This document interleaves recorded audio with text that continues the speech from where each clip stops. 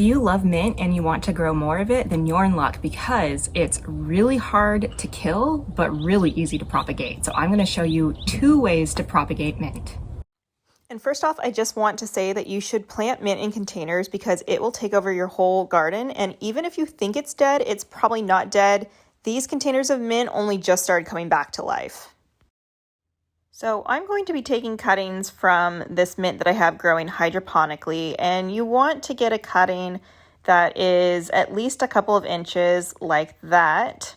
I'm going to go ahead and grab a second cutting because we're propagating mint 2 ways. So here's my second one. And then once you have your cuttings, you want to remove the bottom leaves, just probably up until where you have maybe 3 sets of leaves. It really depends on the size of the cutting that you took, but you want to just clip off the bottom leaves just like that.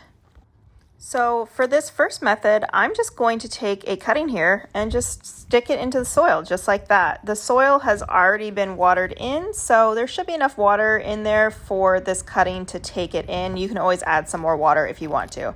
And this is a cutting that I took a couple of weeks ago, and so you'll know that the mint has rooted when you tug on it and it doesn't come up.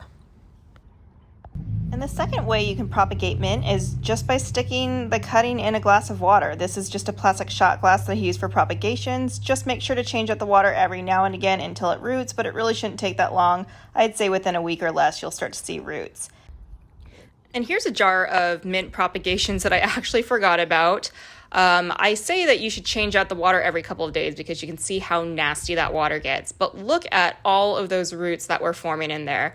So it really is that easy to keep mint alive and to propagate it.